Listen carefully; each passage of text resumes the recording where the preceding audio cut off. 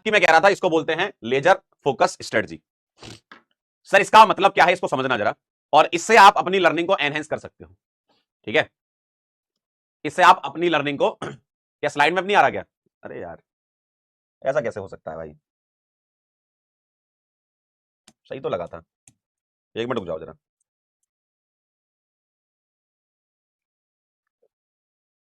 कहां गया बैच? कौन सा बैच था? पगला बैच? बैच ही नहीं दिख रहा, देखो बताओ।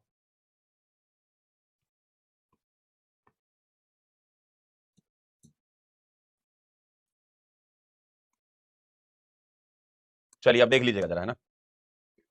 चलिए, आ रहा था, ऐसा कैसे हो सकता है?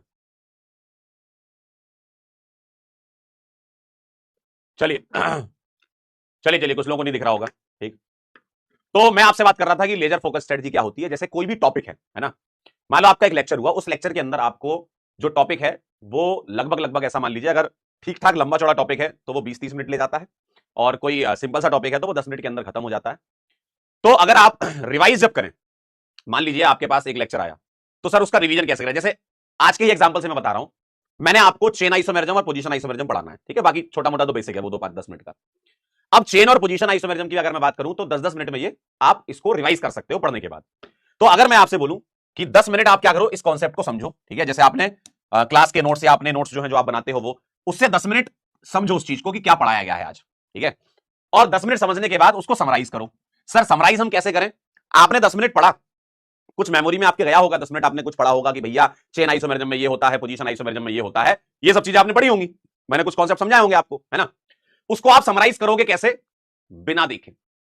यस, देख करके समराइज नहीं करना, बिना देखे। आपने पढ़ लिया 10 मिनट, फिर 2-3 मिनट आप क्या करो, उसको समराइज करो कि मैंने जो पढ़ा है उसमें क्या क्या। आपने कॉपी बंद कर दी, है ना, आप चाहो तो आंख बंद करके भी उसको समराइज कर सकते हो, और अगर लिख के करोगे तो ज्यादा बेटर रहेगा आपके लिए, है ना। तो आप उस चीज को लिखो कि आज हमने क्या पढ़ा, क्या समराइज करा हमने, ठीक है। तो 2-3 मिनट में इसको आप समराइज कर लीजिए, इस टॉपिक को, और उसके 2-3 सवाल लगा लीजिए जो कि आपको होमवर्क देता हूं मैं। समराइज करने के बाद होमवर्क कीजिए, अगर होमवर्क का सवाल नहीं बन रहा है तो वापस यहां चले जाइए, फिर समझिए, फिर समराइज करिए, फिर सॉल्व करिए। ये एक लूप चलेगा आपका। और अगर आपने 2-3 क्वेश्चन सॉल्व कर लिया, आपको समझ में आ गया, सब हो गया, सर मैंने कॉन्सेप्ट समझ लिया, सर मैंने उसको समराइज भी कर लिया दिमाग में कि इसमें ऐसा होता है, और उसके क्वेश्चन सॉल्व कर लिए, तो आप अगले स्टेप पर आ जाइएगा, स्पीक कॉन्सेप्ट। इसका मतलब क्या है? कॉपी खोलिए, है ना, या आपको अगर बिना कॉपी खोली हो जाए तो आनंद आ जाए। अगर बिना कॉपी खोले हो रहा है ये काम तो अच्छी बात है, नहीं तो कॉपी खोल लीजिए। उसमें क्या करिएगा आप ऐसा समझिए कि आपको सामने कोई बंदा बैठा है आपके, और आपको उसे समझाना है, और आवाज दे दे के समझाइए, मन में नहीं। ऐसा जैसे मैं आपको समझा रहा हूं ना, जैसे मैं आपसे बातें कर रहा हूं, आवाज आनी चाहिए, ठीक है। तो आवाज देकर के आप उसको समझाइए उस चीज को। आप ये समझ लीजिए कि आपके सामने आपका दोस्त बैठा हुआ है, ठीक है, या कोई भी बैठा हुआ है, आपको उसे समझाना है कि भैया चेन आइसोमेरिज्म क्या होता है, मैं तेरे को समझाता हूं, है ना। घर वाले भले ही तुम्हें देख लेंगे तो पागल बोलेंगे, लेकिन ठीक है वो भी कहेंगे कि भाई सिलेक्ट हो जाएगा तो आप क्या है, मतलब थोड़ा पागलपन भी आना चाहिए इसमें, ना। तो आप उसको कीजिए। अगर आप बोल बोल के सामने वाले को समझाएंगे तो आप ज्यादा सीखेंगे, है ना। तो ये काम आपको करना है, और यही चीज आप फिर वापस रिपीट करिए, दूसरे कॉन्सेप्ट पे जाइए, फिर उसको समराइज करिए, फिर क्वेश्चन लगाइए, फिर यहां आइए, क्वेश्चन नहीं बन रहा है तो फिर ये लूप यहां पे तोड़ दीजिए। ये मत चिल्लाइए मत, फिर, है ना। तो ये चीज आपको करना पड़ेगा। कह रहे हैं हम मिरर में करते हैं, बहुत अच्छी बात है ये। आप चाहो तो मिरर में खड़े हो जाओ, अपने आप को समझाओ कि भाई देख, तुझे मैं समझाता हूं, सामने वाला भी तुम्हारा वो भाई है दूसरा है ना। कह रहा हम लाइब्रेरी में पढ़ते हैं, कोई बात नहीं, लाइब्रेरी में जब चाय का ब्रेक तुम लेते होगे, जो 2-4 ब्रेक है तुम लेते हो चाय के, तो बस चाय के ब्रेक के टाइम पे बड़बड़ाते हो जाओ, है ना। लोग बोलेंगे भाई पता नहीं पागल जा रहा है, कोई बात नहीं, ठीक है। लाइब्रेरी में चाय के ब्रेक में जाओ बड़बड़ाते हुए कि मैंने आज ये पढ़ा, मैंने, क्योंकि क्या है, आपको इन सब चीजों में अपने आपको ढालना पड़ेगा, अपने आप को बांधना पड़ेगा। अदरवाइज दिमाग बड़ी खतरनाक चीज है। अगर आप ये सब काम नहीं करोगे तो दिमाग कुछ और सोचवाएगा। दिमाग सोचेगा आज सुबह ही तो उसको देखा था यार, दोबारा क्यों नहीं दिख रही है। तो ये सब चीजें दिमाग में फिर बहुत जल्दी आती है, थोड़ी देर में आती है दिमाग में, और बेकार बातें बहुत जल्दी कैच करता है दिमाग, है ना, ऐसा होता है। तो अगर आपको उस चीज से बचना है तो आपको इफेक्टिव यूटिलाइजेशन करना होगा अपने माइंड का, ठीक है। इसलिए क्या होता है, कई बच्चे नहीं बोलते कि सर बहुत ज्यादा एंजाइटी हो रही है, थोड़ा डिप्रेशन में जा रहे हैं, बहुत ज्यादा पीछे की चीजें याद आ रही है, वो इसलिए आती है क्योंकि आप क्या बैठ के सोचते हो। सोच के कभी नहीं पढ़ना, लिख लिख के पढ़ना है, क्वेश्चन प्रैक्टिस करनी है, कॉन्सेप्ट देखने हैं, इन्वॉल्व होना उसमें।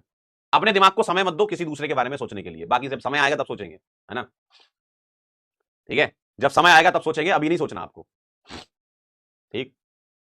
कह रहे हैं भैया अस मूवमेंट, हाँ ऐसे ही होता है भाई ऐसे ही होता है भाई जब जब दिख जाती है तो दिन बहुत अच्छा जाता है। क्यों? जब नहीं दिखती तो ऐसा लगता है सूना सूना सा हो गया जीवन।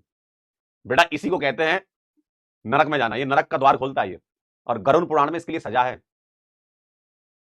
गरुड़ पुराण में इसके लिए सजा है भाई। ऐसा अगर तुम सोचते हो अपना काम ना करने के लिए एक सजा होती है, अपना काम ठीक से ना करने के लिए,